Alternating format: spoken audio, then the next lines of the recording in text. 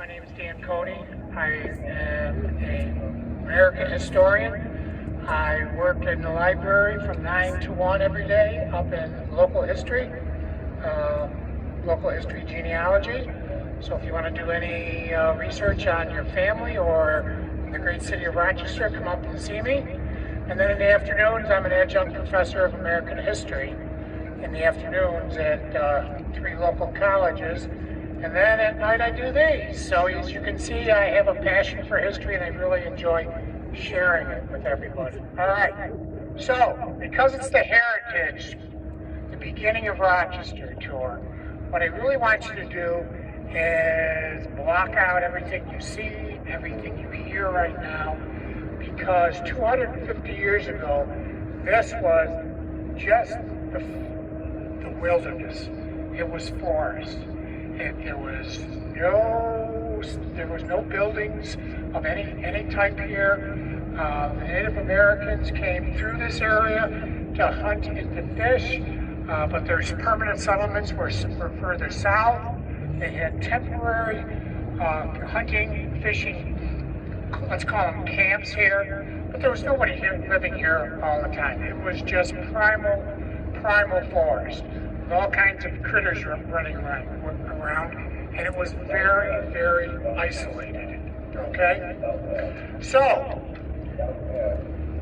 being an isolated area, what happened is, as we all know, we fought the war for our independence, and the Treaty of Paris of 1783 meant that the British ban for settlement, for European settlement, we're going to call it American settlement now because we're a country, American settlement west of the Appalachian Mountains now doesn't work anymore.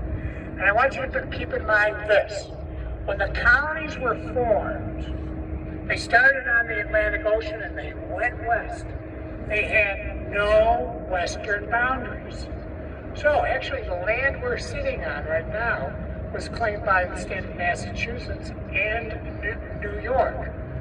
But in 1786 there was a treaty, it's called the Treaty of Hartford, where it was a treaty between 2 sovereign states, New York and Massachusetts. And what it did was they set a line, it's called a preemption line, out in the Geneva area. In fact, there's Preemption Road right now, and it runs north-south. New York got control of the land east of the line, and Massachusetts got control of the land west of the line. However, throughout our history, we've made a very serious mistake. The land was not void of human beings living here. Native Americans lived here. So what they said was, if you want to move to this land, you have to deal with the Native Americans. So what happened is Massachusetts, just 2 years later, Massachusetts sold the rights to their portion of the land to 2 England entrepreneurs, 2 New Englanders entrepreneur, Oliver Phelps and Nathaniel Gorham, and they sold their rights to the land for $1 million. A lot of it was to do with Massachusetts' huge debt from the war. They had to pay it off. So they probably didn't think they were going to get $1 million, but they did.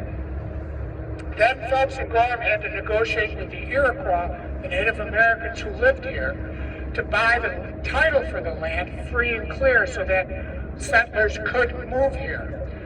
And of course the Iroquois were very reluctant because it was their ancestral homelands.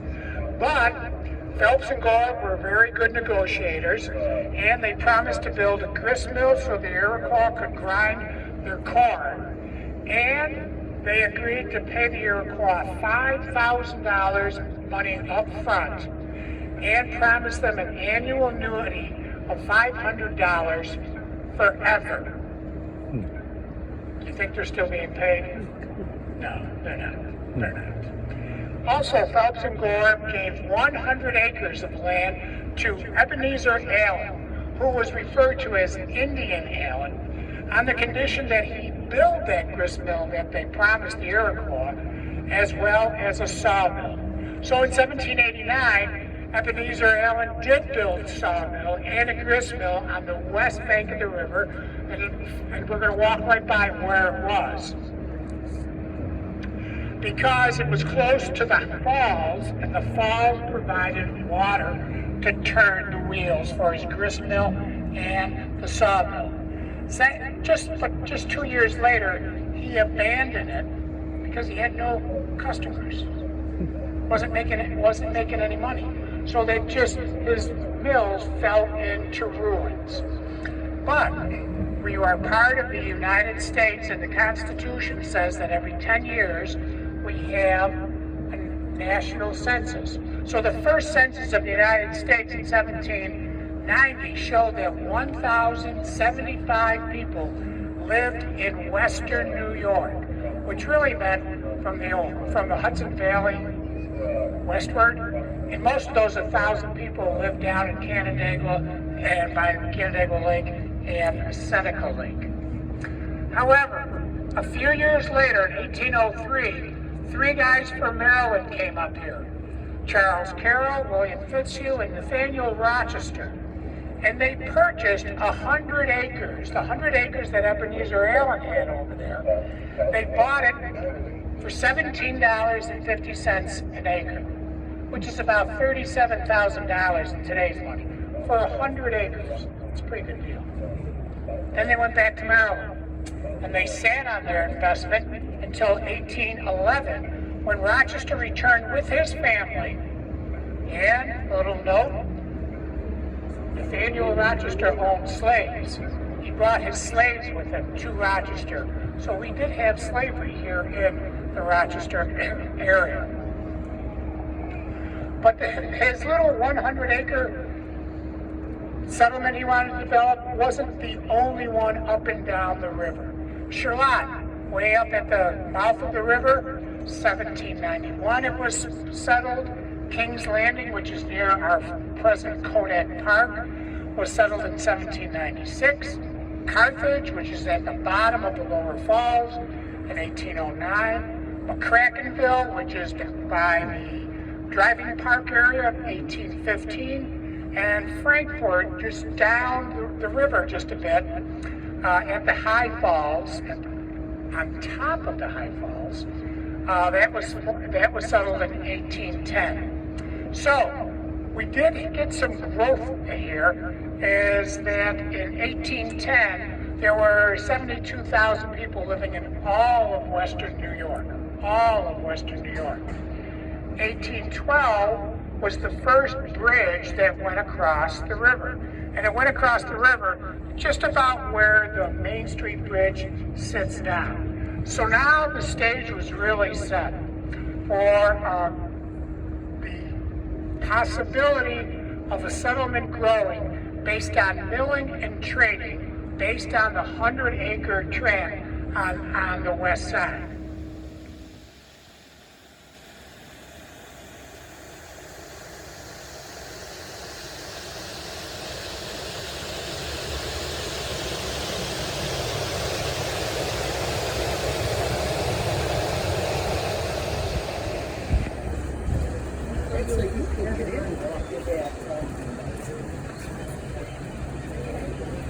Well, yeah.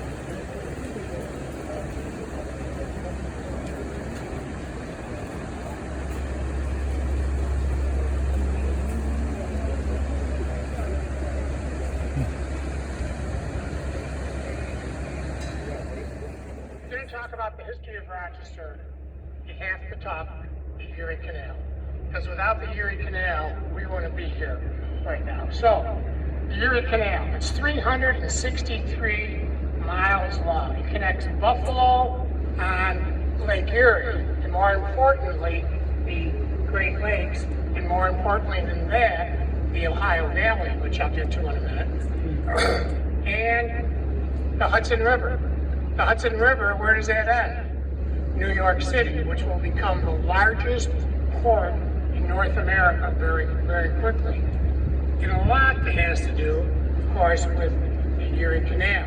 Well, the Erie Canal was started in 1817, and it was a political hot potato. Governor Clinton really, really wanted it because he thought he had vision into the future. It's going to bring money, it's going to develop, it's going to be great.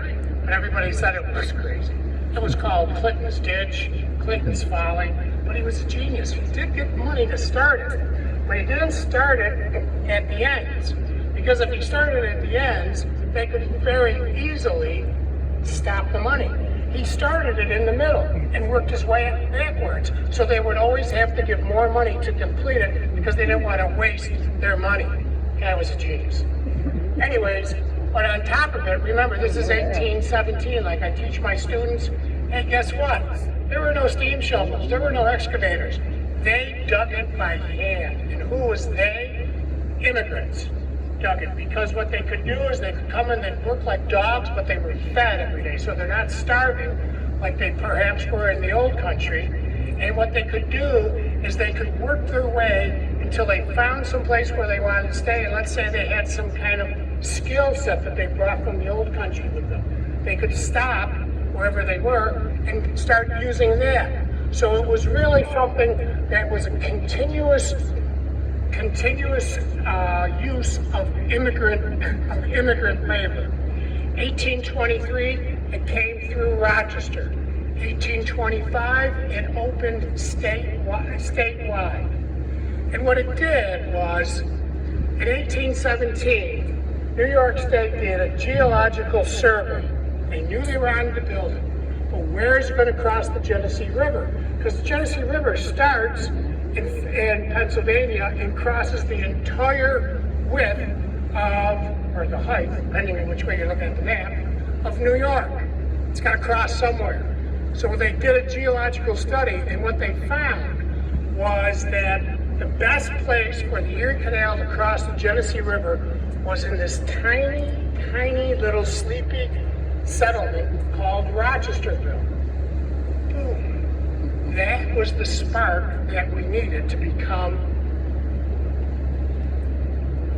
the country's first inland boomtown. Rochester's population quadrupled in the first 10 years. From 3,000 the year before the canal was finished to over 12,000 in 1834. Remember that number, 1834. 10 years later, it was over 20,000. 10 years later, it was over 36,000. And in 1860, it was 49,000 people that had settled in Rochester. What it also did was the canal made shipping very, very cheap. If you can reduce your transportation costs, you business people in the audience, you know that you can drop your cost to your customers. You drop your cost to your customers, more people will be able to afford the products that you're producing. And what does it do? It creates more demand for your product, which creates something that we all like, begins with a J, jobs, right. So it's this, as I show my students, it's this wheel of the American economy going faster and faster and getting bigger and bigger. And it was a perfect example here in Rochester. Prior to the canal, if you made something in Buffalo and wanted to take it to New York City to sell it, it was going to cost you $100 a ton. There was no state thruway. There was no nice soft roads. They went over bumpy, whatever kind of roads they had. Took a long time, and maybe everything didn't get there in one piece. The canal now, you can float it nice and soft all the way down. Takes about a week to get there.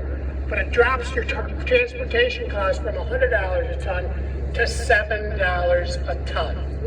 So all of a sudden, you have this huge margin of profit that people can make. Okay? So what happens is Rochester becomes very quickly the world's leading flour producer. We become very quickly known as the Flour City, F-L-O-U-R. And other businesses as well to support the traffic and the business on the canal. Boat building, barrel making. Hey, I can grind all the flour I want, but what am I going to put it in? Cardboard hadn't been invented yet. They put everything in barrels. So here's a question. If I make barrels, what am I called? Cooper. You're right. That's extra credit in my class. I need it. Ironworking, woodworking, hotels, tool making, anything that could be used and needed to support the businesses and the growth of the city. So there again, where the immigrant labor becomes very, very important, because what happens, you want your labor costs again to be as very cheap as possible. You have these immigrants, and what are they going to do? They're going to work for whatever wage they can get so they won't starve, and they can rent a dry bed every night and get up and go and do it again the next day. It was a win-win situation. But like I said before, it was the aqueduct. It was the aqueduct that made Rochester, because it crossed the river in tiny, tiny little Rochesterville. The first aqueduct was built in 1823. It was only one-way traffic, it was only 17 feet wide, and it had sharp turns, a very 90-degree turn on the eastern bank. However, they made it out of sandstone. It leaked a lot. Well, it leaked a lot. So what they had to do is they had to build a new one in 1842. This time it was made with limestone. Water doesn't leak through limestone. It was two-way traffic, and they enlarged it, so now it's 69 feet wide. You're looking at the aqueduct that was built in 1842. The aqueduct in 1842 is what sits on top of these lower arches. Okay? So where we're standing right now, we're at the level that the canal used to be at. Everything that we just walked across has been built up over the last 200 years. Okay? So that is the level that the canal was at. Okay? Boats traveling on the canal, of course, were pulled by horses or mules along a towpath that was next to the canal. This aqueduct was unique because it's the only one on the Erie Canal, the only aqueduct on the Erie Canal, and there's others. But there's other aqueducts, we are the only aqueduct that has a towpath with it too. Okay? It's a city designated landmark, and it's also listed on the National Registry of Historic Places. But there's all kinds of history tied to this structure, okay? Because in 1919, they moved the canal. It's no longer the Erie Canal, it's the Barge Canal. They moved it south so it would cross the river in Genesee Valley Park. What they did was they built the Court Street Dam to raise the water level south of here so the canal could cross at its own level. You didn't need an aqueduct anymore. So, what are we going to do with this aqueduct? The aqueduct was flat on the bottom, right? Flat on the bottom. So we had this flat track going across the river, over there, over there. So what are we going to do? They put the trolley system in there, the subway system.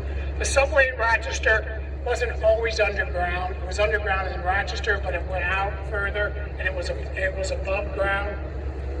And in 1924, what they did was they put this second set of arches, the smaller ones that you see, and on top of those arches, they put a roof. And that roof, we just walked across the roof, is Broad Street. So anytime you drive down Broad Street, underneath is hollow, because that's where the canal used to go. The subway opened in 1927, its complete length. It went from the factories up, like Rochester Products, up on Mount Reed Boulevard, and it went down to Brighton to bring the workers into the city and to the factories on the west side. And in 1956, the subway closed because it was the second love affair that Americans had with the automobile. The suburbs of Rochester were developed, all the soldiers coming home, because we were the only country in the world whose factories hadn't been bombed into ruins. Our economy was the best in the world, it still is. But what happens is you could afford to live in the suburbs and still work in the city where everything was. But you needed a car. So what happens? They were making good money, they could buy a car. Patronage fell on the subway. They decided to get rid of it. They were losing money big time by 1956. So what they did was they pulled up the tracks. They still had all this flat land, so what did they make out of it? I-490. When you come into Rochester on 490, you are going in the old subway bed slash canal bed. And as you just come into Rochester, just before it says Clinton Avenue on one side, and it'll tell you you're crossing over on the bridge. If you look on the left-hand side, you'll see these stone walls. It's part of the old canal bed. And if you've come all the way in from, let's say, the eastern suburbs, when you go by Culver Road, you're going to see part of a lock that was still there. That big lake, they call it Lake Riley, it's just a enlarged pond in Cobb's Hill Park. That used to be what they called the Eastern Widewaters. And what it was an area where boats would wait in order to get in line so that they could come and they could cross the canal. Okay? So, we're going to do two things. We're going to do two things here. One, this mural right here. This mural is what you would be seeing if you were standing right here in the 1830s and the 1840s. This area right here is called Child's Basin. It's on the other side of what we call Broad Street, but in its existence, it was on the north side of the canal, on the west side of the aqueduct. And what it was a man-made harbor. The boats, the packet boats, as you can see here, with barrels of goods on them, and other ones where they would bring people, they would dock at Child's Basin, and they would exchange goods and people. So, for those of you in Rochester, what's the name of the street up here? What does State Street turn into across Main Street? Exchange Street. Exactly. They exchanged goods there. Child's Basin was named after Jonathan Child, who was a very astute businessman. He goes on to become the first mayor of Rochester and has a beautiful mansion down on South Washington Street that's been multi-purposed over the years, but it's still standing there, and it's a gorgeous building. This area became, let's say infamous, because it was very much a transit area. You had, well, I will call them sailors or canal boatmen. So sometimes, some sailors or boatmen had a couple of dollars in their pockets. And what would happen is around here they would have lots of saloons and brothels, and it became an area that was kind of shady. So this area in the late 1830s, 1840s became one of the focal points for these religious reformers. This building right here, this is the aqueduct building. And this was a building, one of the original buildings that was built as a flour mill and has been repurposed over the years. In 1882, Mr. Andrews Printing was there, and what happened is they combined with Lawyers Cooperative Publishing Company out of Newark, New York. And what it was to make law books cheaper, so that they could be bought by more lawyers. So what happens is when they floated this idea out, they wanted 1,500 lawyers to say, yes, we'll buy a copy of your books, so therefore the word co-op, and they had about 3,000 of them. It was very successful right from the beginning. Up until 1901, all aspects of production, writing, editing, and printing, and binding for Lawyers Co-op was done right here, and the presses were still powered by water in 1901. 1938, The ad news was completely absorbed by Lawyers Co-op. 1971, all the operations were moved to a brand new facility out in Webster, right across from the high school I went to. Put that in there for them. And what they did was they bought all of it. They developed this land. We're going to show you a walk around in a few minutes. They developed Aqueduct Park, and what they did was they built the tower that the Statue of Mercury. We're too close to it, but we're going to see it in a few minutes. The Statue of Mercury is on. The Statue of Mercury used to be right here on the Kimball Tobacco Factory. And it was there until they knocked the Kimball Tobacco Factory down to build the War Memorial. The statue then went into storage for about 23 years.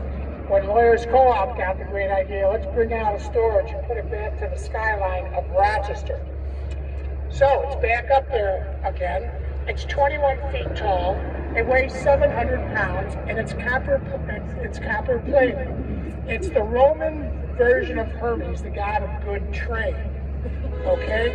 So, as I told you when I introduced myself, I'm a teacher. I'm going to give you homework. Okay. The homework is, when Mercury was on the smokestack of the Kimball Tobacco Factory, and it was there for 70 years, and when it's on Lawyers Co-op, and it's been there since 1973, both times the statue has faced north. Your homework is to find out why. This building right here is here 200 years ago. That building right there is not here. What you're looking at is where Child's Basin used to be. Remember, it was much lower than we're standing. We're about 20 feet higher than it used to be. And it went from the canal, because remember, this road is hollow. That's where the canal used to be.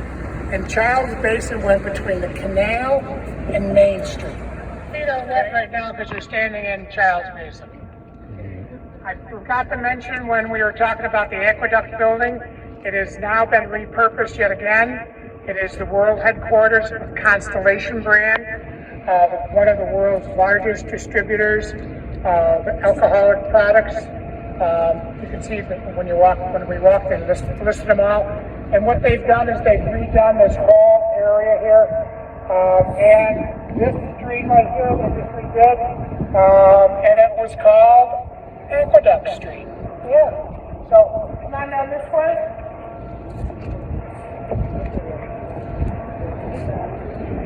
Gold Street.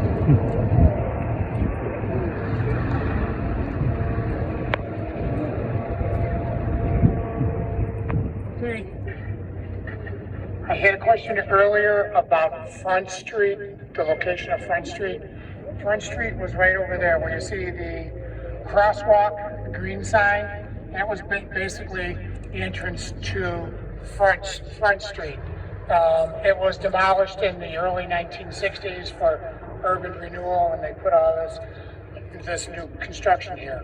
But we're standing on this corner because this building here is the building I'd like to tell you about. It's the Tallman building. And this is unique in the history of Rochester because this is where Frederick Douglass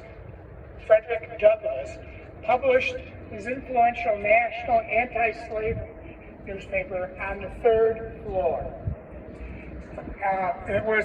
His newspaper was called North Star from 1847 to 1851.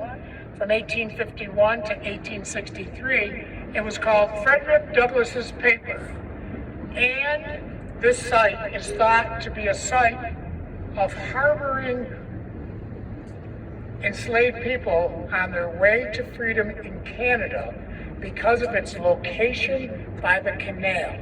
Because it would be maybe not very easy, but it would be convenient to hide a runaway enslaved person on a boat, get them out of the boat in Child's Basin in the cover of night, and put them here, and then have a wagon come and then take them north to Charlotte, because in Charlotte, down in Turning Point Park, the water is deep enough so that a boat that can make it across the Lake Ontario can come down there, get close enough to shore where you can row out in a rowboat, put the people in it, and then they can go to freedom in Canada.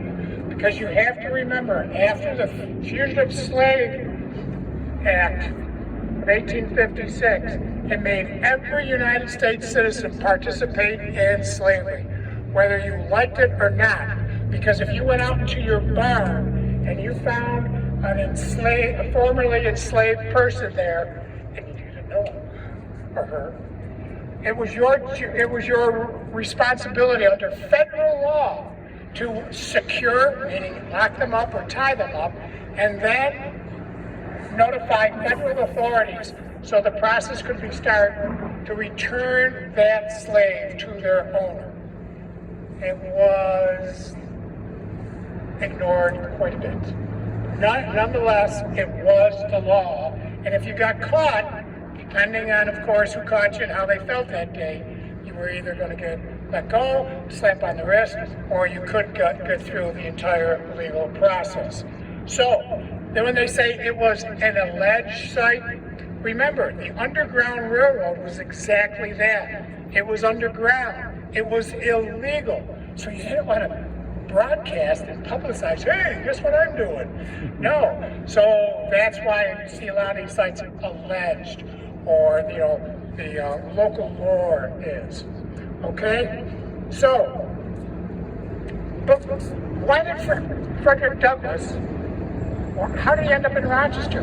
Well, he was formerly enslaved in Maryland, and he came to Rochester because of its reputation of reform and being a very progressive city. 1833, we had our anti-slavery society formed. We were hotbeds for a temperance movement, peace movements, women's rights movements, of course, we all know that, and spiritualism. He lived on Alexander Street and then on South Avenue. The house foundation is still there, but it's underneath the parking lot for school number 12. So, right down State Street on the other side of these buildings was a hall that was called Corinthian Hall. And in 1852, he gave this very, very famous speech. And what he says, what to the slave is the 4th of July? And what he really said was, it was a white celebration and not a black celebration. For the blacks, it was still a day of mourning because in 1852, they were still enslaved. And remember, slavery was based on race. Okay? So, 1872, what he does is he moves to Washington, D.C. to help influence legislation on how to handle the new emancipation of all these formerly enslaved people. In 1889, President Benjamin Harris appointed him minister to Haiti, a position that he held for 2 years. And in 1895, he died of old age in his home in Washington, D.C., but he came home to be buried, and he's buried in Mount Hope Cemetery. So, what we're going to do now is turn around and look at this beautiful building. The Reynolds Arcade. The Reynolds Arcade was unique to the heritage of Rochester because it was built in 1828. And what I want you to do, remember in your mind's eye, is picture a 2-story enclosed building with an aisle down the middle, shops on each side, 2 stories tall, and a skylight that goes across the entire length of the building, this way to the north. It was a mall. It was the first mall in America. It was built by Abelard Reynolds, the city's first postmaster. That's where the post office was. Western Union Telegraph had its start there, becoming a multi-billion-dollar company. Other tenants in the original Reynolds Arcade, this guy named John Jacob Bausch. He had this idea of making glasses for people and making them cheap enough so people could wear them and afford them. and comfortable enough, that's where his first shop was. 1834, Jonathan Child, who I already told you was our first mayor, Charles Basin, he was inaugurated as the first mayor of Rochester in that building. 1886, Abelard's son, Mortimer Reynolds, starts the Mortimer, wait for it to go by, the Reynolds Library. He starts there. And what it was a privately endowed free lending library open to the public. Now, when I was doing the research for this, I was surprised. I worked for the library.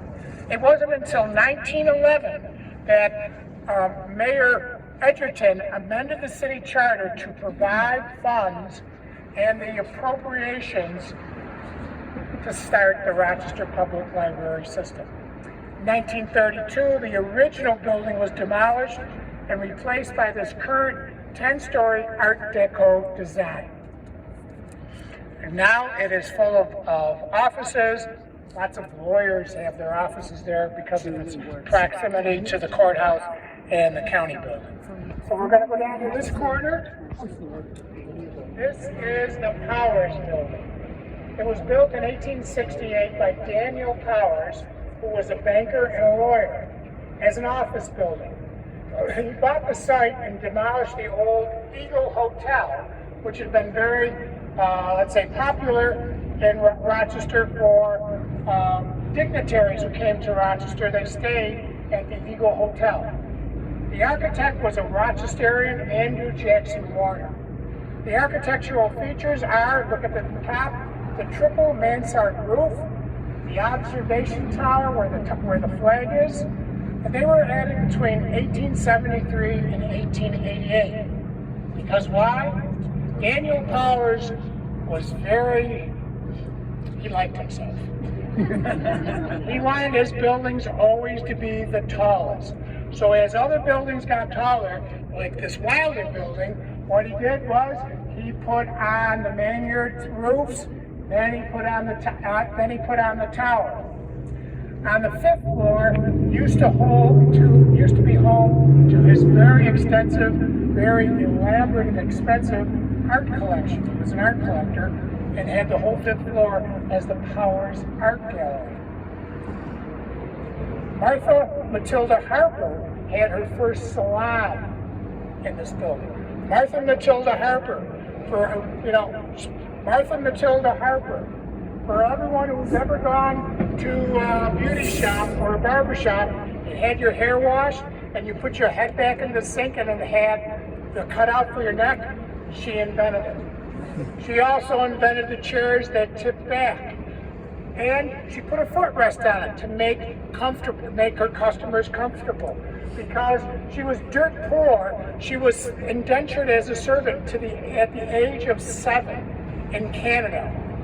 And the person she was indentured to was an osteopathic physician who believed in washing your hair and taking care of your hair and brushing your hair every day and taking care of your hair. She learned these.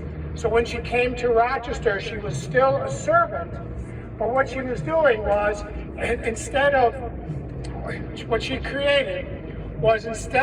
hairdressers or beauticians going to the customer's house, she said in the Powers building, because it was one of the most popular, lots of foot traffic in that building, so people would come to see her.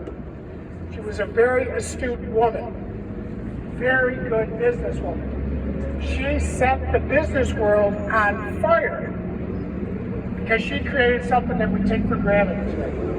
She invented the idea of business franchising.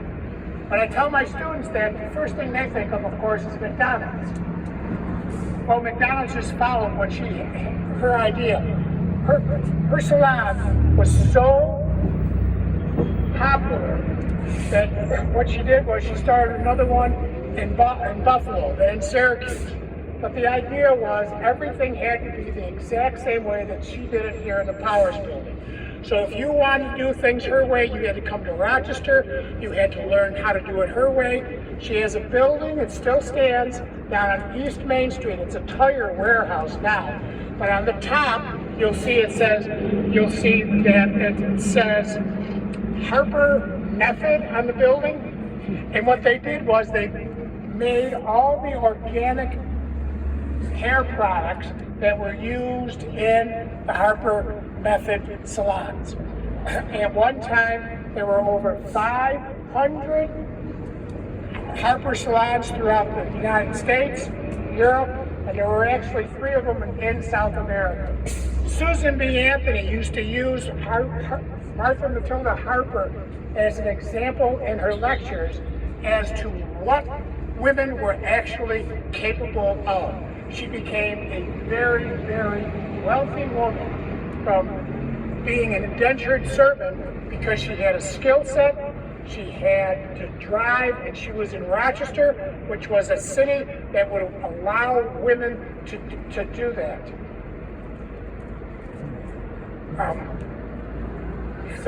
Here we go. Mrs. Wilson, President Wilson's wife, when they came to Rochester in his first term, she was a customer of Martha Matilda Harper. Okay, in 1897, Daniel Powers died. The building has changed hands many times over, but it is still a very unique building. The red building next to it, that was actually what was called the Powers Hotel. Because again, Daniel Powers was a good businessman. He knew lots of people were coming to Rochester for whatever reason. They needed a place to stay. But there were a lot of hotels in Rochester. Daniel Powers at the Powers Hotel was unique. It was the first hotel that would send a horse-drawn carriage to the train station to pick up their customers. And remember, during this time, trains were the mass transportation of the time, and our train station at that time was across the river. So they would just send them, and of course, it was a free service to their customers. Okay, this magnificent building is St. Luke's Church. It was built in 1824. It's Rochester's oldest surviving public building. It was designed by a New York architect, Josiah Bradley, because in 1824 we didn't have any architects in Rochester. It's an early example of 19th century Gothic revival style. There have been minor changes to the belfry, a 20th century rare addition. Otherwise, little changes to the exterior. In 1966, the interior was restored to its original appearance. Because St. Luke's Church, the congregation, was founded in 1817, and it was the first Episcopal church in Rochesterville. Colonel Nathaniel Rochester attended, and he was the first warden of the church. In 1988, St. Luke's merged with St. Simon's African American Church, founded in 1921. So, beautiful, bells still work, beautiful building. Okay, so now, as you walk this way, I want you to look at this architecture for this building. This is the Monroe County office building. And then I want you to look at the architecture of this building. Because in your mind's eye, you see where this lower roof is right here? That was not here. In your mind's eye, it's not there. There's a park there. So there's 2 buildings separated by a park where there were benches, there was a fountain in there, so people could come out during the workday and get some fresh air. But, let's go up to the corner.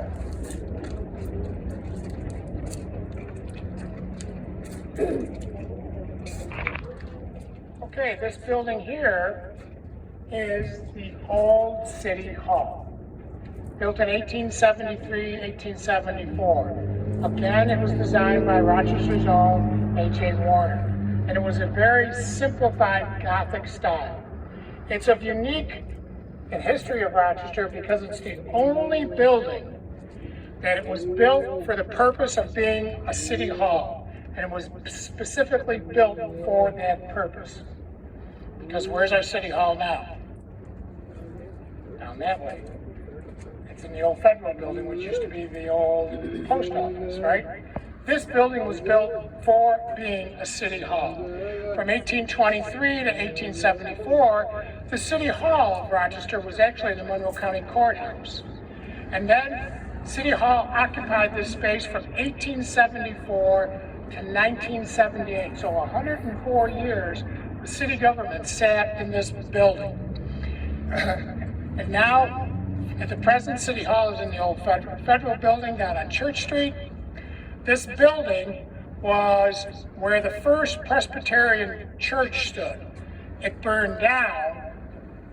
It was actually an empty building lot. That's why the city decided to build their city hall here. However, again, I want you to remember in your mind's eye, this is Broad Street. What was here before Broad Street? The canal. The city hall backed up to the canal. So when we're going to cross this road in a minute, and when we're on the other side, I want you to look over on this side, because in 1937, well after Broad Street was here, the WPA, the one of the New Deal's working programs to put people back to work, the WPA grant was awarded to Rochester to cut a new front entrance on Broad Street, because now that would be the front of the building, when the building was originally built, it was the back of the building.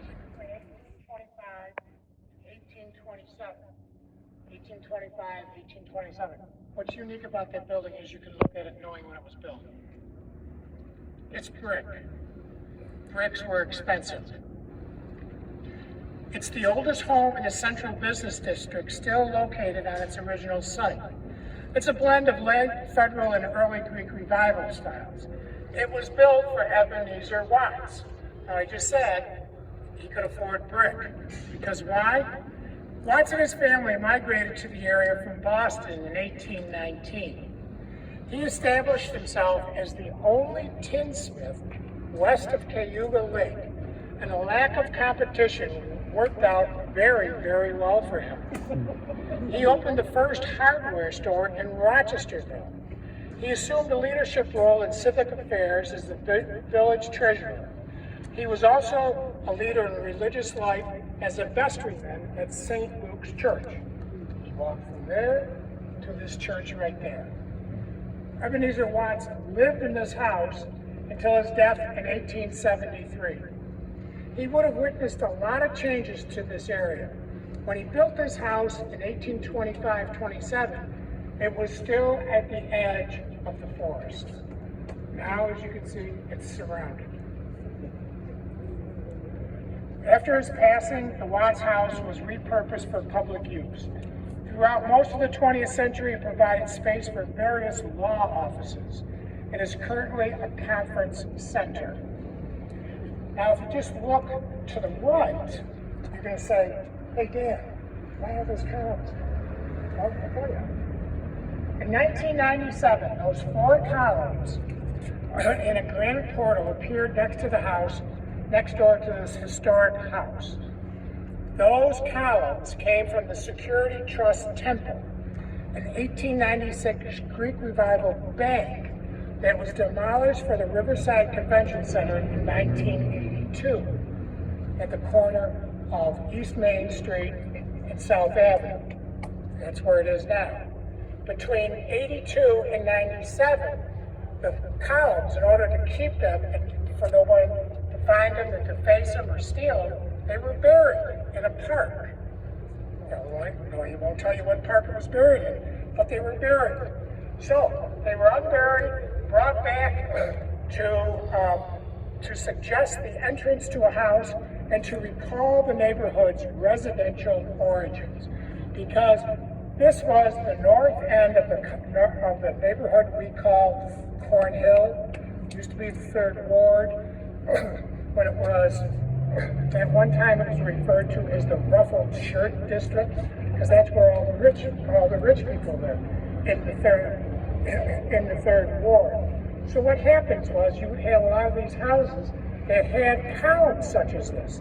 And then in the 1950s and the 60s, when urban renewal came, and they put the inner loop and the True Power Bridge over there, they knocked down the north part of the old Corn Hill district. So now what you have to do is kind of just jump over the inner loop to get into Corn Hill. But this used to be part of the third ward district. So that's why this idea of kind of tying things in with the old third ward, the ruffled shirt district. This building right here, this gorgeous building. This is referred today as the Times Square building. And it's very unique because if you see any type of icon or caricature of the Rochester skyline, you will see the Wings of Progress up at the top. The building was built in 1929 for the Genesee Valley Trust Company, a bank. It was designed by a New York firm in the Art Deco style of the 1920s. The four Wings of Progress on the top there, they're made out of aluminum. Each one is 42 feet tall. 42 feet tall. Each weighs 10,000 pounds. Architect Ralph Walker said to have gotten the inspiration for them from seashells on the beach.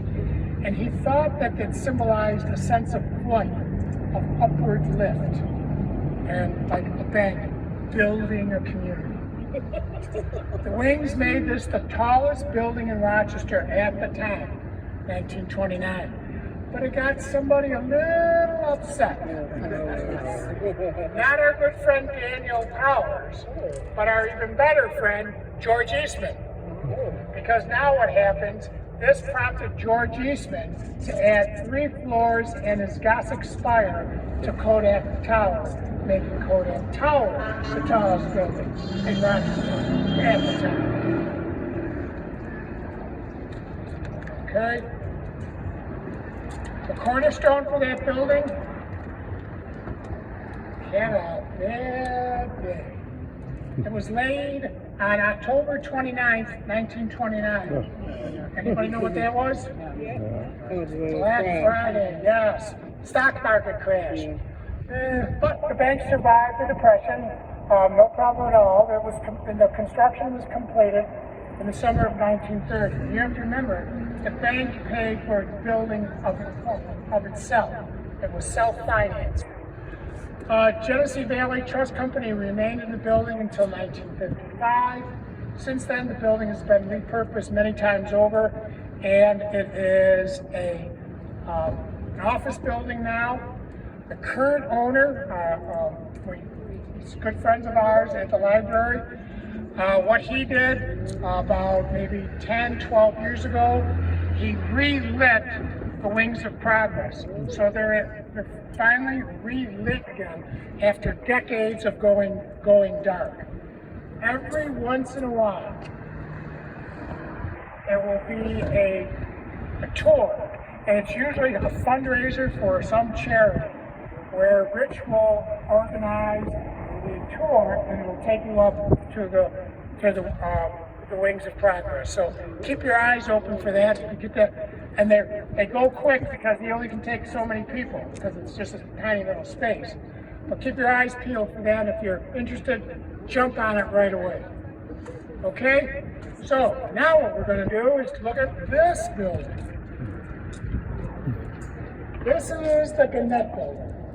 Built in 1927 to 1928 as the headquarters and publishing center for the Gannett Company. Founder Frank Gannett gained fame and fortune by purchasing small independent newspapers and developing into a publishing empire.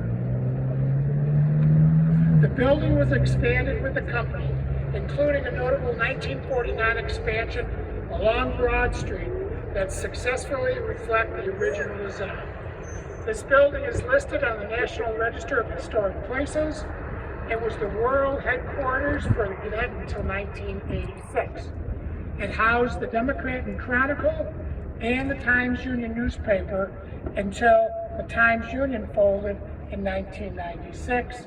The Democrat and Chronicle moved to its new building about 10 years ago at the corner of Main and Clinton. The building was for sale for a while. It has been bought. It is in the process of being repurposed. They're going to put retail on the first floor, and there are luxury apartments up in the top floors. So, the third one that we're going to look at over here, of course, is the Rochester Community War Memorial. We walked by it once before. You all know already, because I'm giving a test later. It was the Kimball Tobacco Company, but it was knocked down in the early 1950s, and the Rochester War Memorial was opened up in 1955 as exactly that, a memorial to all Rochester's sons and daughters that have served our great country.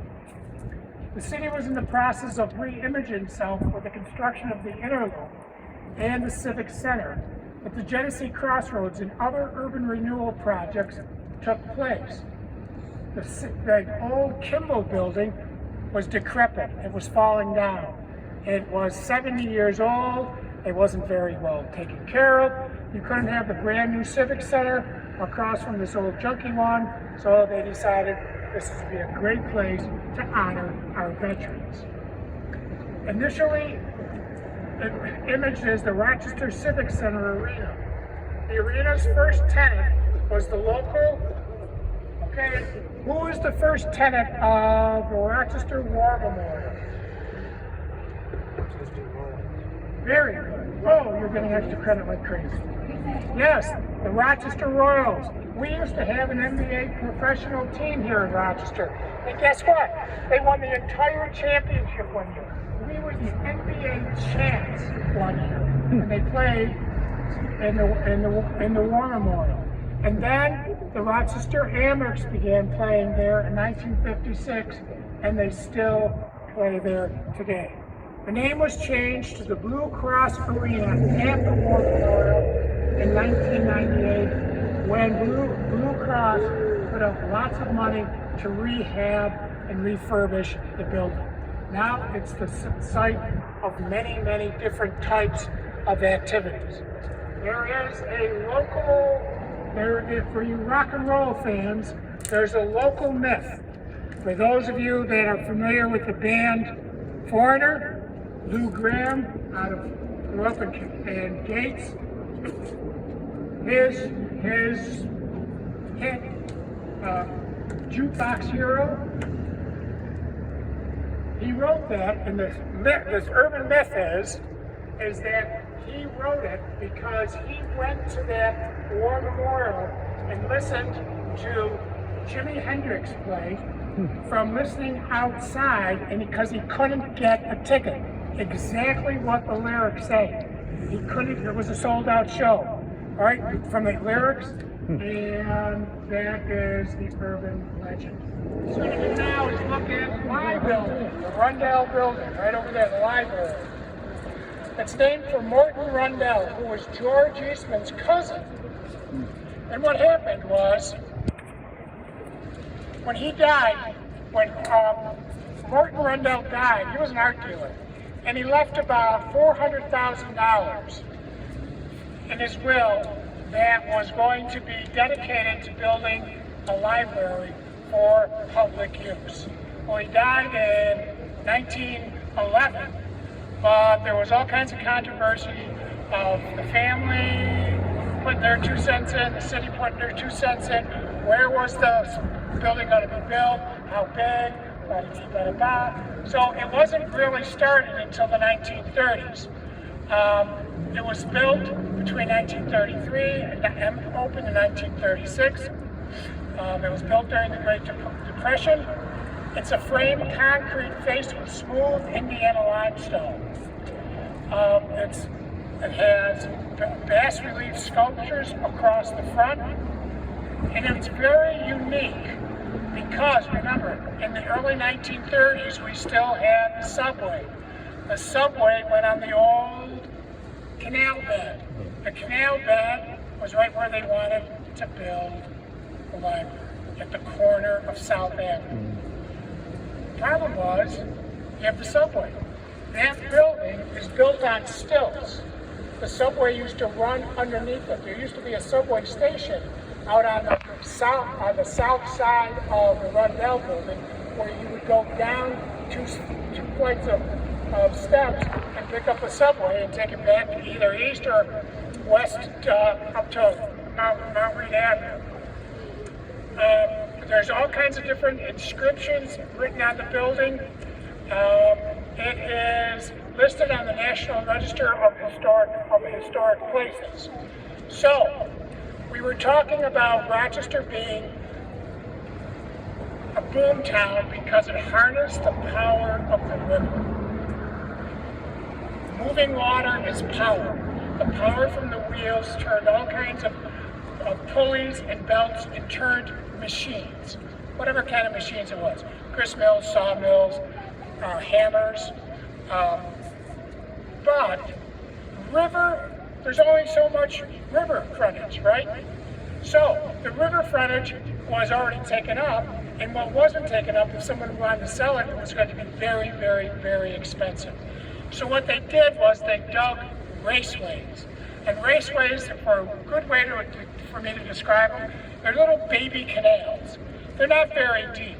But what they do is they take water from the fast-moving river and they move it inland so that you can build more mills and factories because you've increased the frontage on the moving water. There are there are lots of them, but there's three of them that have stood out in history. One is the Browns Raceway down in High Falls area. I'm giving a tour, I'm going to plug this.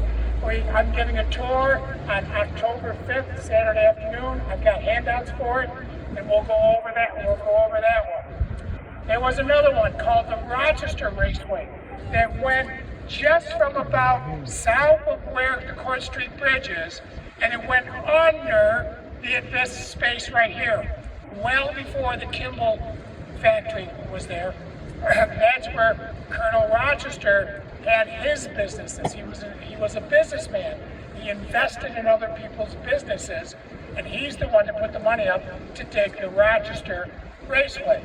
And the more famous one, as far as I'm concerned, is the one on the east side, is the Seymour Johnson Raceway.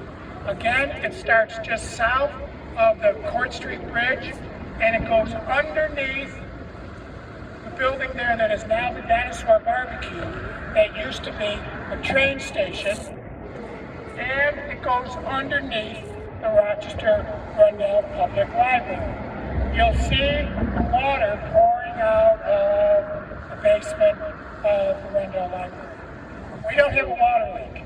That is the Johnson Seymour Raceway, because when they built the building, they used the physics of moving water is cooling.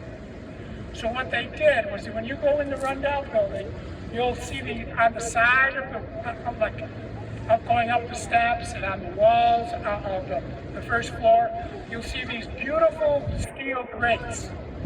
The walls are hollow because what they do is they use the moving water to help cool the building.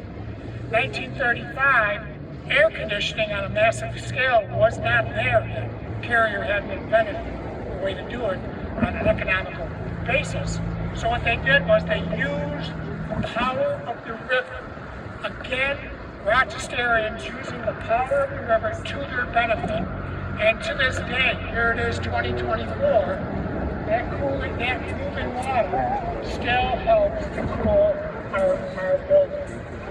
So it's very unique, this little tiny bit that we just walked. You have to remember that the city really grew up at the four corners of State Street and Main Street. That was the four corners.